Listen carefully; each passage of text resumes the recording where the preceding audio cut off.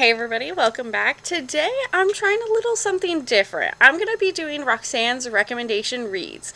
Now, for me, I take a little longer to read some comic books just because I read so many comic books, but throughout the week, I mainly read about 40 comics a week, and throughout those 40 comics, I've decided that I'm going to choose my top 5 every week of the ones that I've read, and be careful because there will be spoilers in these reviews, so I'm going to dive right into this week that I read, and my number one read of all of my comics that I read this week is going to be Little Monsters #1. This comic, oh man, how could I not talk about this comic? It released this Wednesday, so if you haven't gotten a chance to pick it up, go to your local comic shop and pick it up. It's written by Jeff Lemire, drawn by Dustin Nguyen, and usually Dustin Nguyen is known for doing watercolors. Well, in this one in particular, he really shines with his pencils, and the inks are really phenomenal. So the reason why it's in my number one spot this week is because it definitely made me so interested in it. It stood out to me amongst the rest. Plus, I'm a really big Jeff Lemire fan. So this book is all about vampire children. And mainly what the book does, it introduces all the new characters that you're going to learn, all the new children that are vampires, and I know a lot of people have been giving this review kind of a lower score just because not too much has happened through it. However, to me, in a comic, you need world building, you need character development, and this comic clearly does that. Also, at the end, it gives you a big plot lead so that it's going to help you push along the story throughout the rest of the issues, and I am really excited to see how this goes. So far, I've really enjoyed certain characters like Lucas, who plays the guitar. He seems very interesting, and he might be somebody to die in the future just because of how nonchalant he is in this world. So I am really looking forward to issue 2, and that was by far my biggest standout. And in my number 2 recommended read this week is going to be Dark Knights of Steel #5. I picked up that beautiful cover B, but there's a really great cover A by Dan Mora as well. This comic is unlike any other DC title in my opinion. It has such a Game of Thrones-esque, not only just this medieval time, but very high stakes as well. And in this issue, we really got to dive more into the elves and what Bruce Wayne being a bastard is really all about. So you find out in the last issue that Bruce Wayne is the bastard child of the elves and the half-brother of Superman. Superman tends to find out in this issue, and he almost tries to kill Batman. So, very taking on that Superman villain-esque quite again in another storyline. However, I did really enjoy it this time.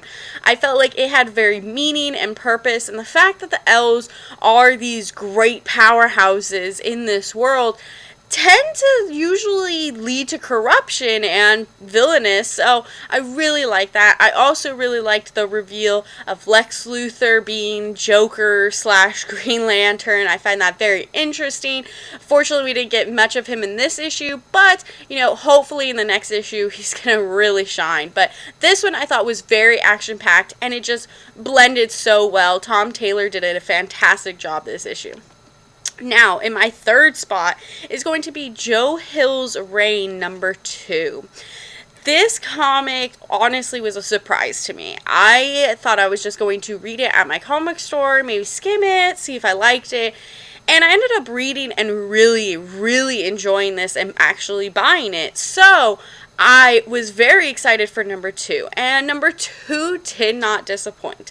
Honestly, you dive more into the characters in this one, and you find out more about Honeysuckle, the main character, and what her real motivation and purpose is. And she just has a really broken heart in such a catastrophe that's happening in the world. Having it rain glass nails on somebody that you love and end up ultimately dying, you want to help and do whatever you can for that person. And in this issue, Honeysuckle, the main character, really shines to me because she goes that extra step on wanting to tell the father of the woman she loved that passed away that she's no longer with us. So she takes the journey through thick and thin, through the nails, all the way through Colorado to tell the father. And to me, that's just like a really big motivation and drive. And I really enjoyed this story. I think it's very fun. Do I think it's for everyone? No, not necessarily.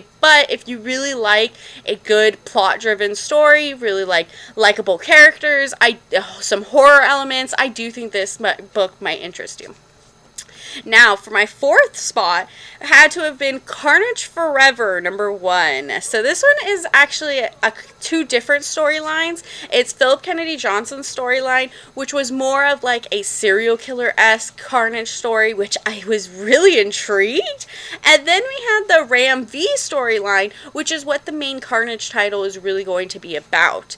And I thought both of them were very fun and different and unique in their own ways. I felt the Ram V stayed on point with the Marvel Universe's Carnage, and therefore it's going to fulfill a duty along there. And I thought the Philip Kennedy Johnson did a great job of introducing you to this very prolific serial killer-esque symbiote and just really diving in and really making you like scared of him. And I thought that was fantastic.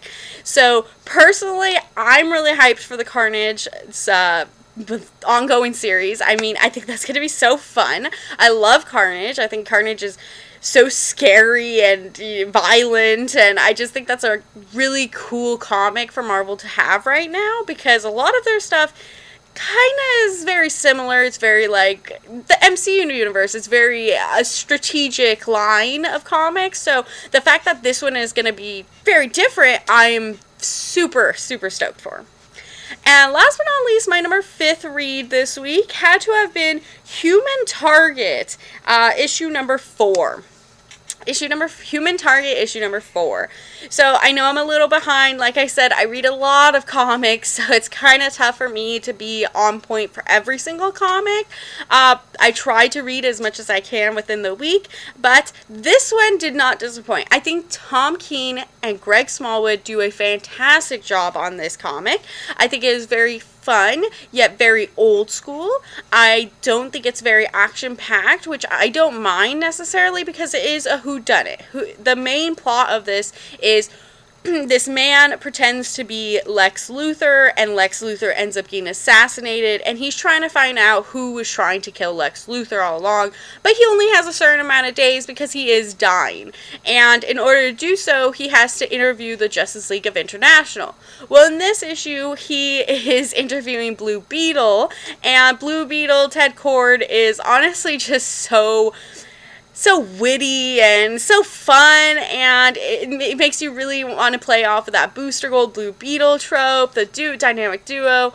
But honestly, my most interesting part in this comic had nothing to do with Blue Beetle or Booster Gold. It had to do everything with Ice, and she seems to be a very interesting character in this, because our main character, Chance, he seems to be falling in love with her. However, in the back of my mind, I think she might have been the one to try to kill him. So it is this crazy love affair that he is having, and he can't necessarily control it, nor I don't think he wants to. And it's just a really cool play off of old school heroes, you know, Mr. Miracle and Blue Beetle and Booster Gold, ones we don't normally get to see anymore in this whodunit type-esque way. So those are my recommended reads this week. I'm going to have 5 more for you next week, and I hope you enjoyed this video. I'm going to have a new video on Monday for my top picks for comics, and please be sure to subscribe, like the video, and comment down below what would you like to read this week. Maybe I'll check it out as well. Have a great day.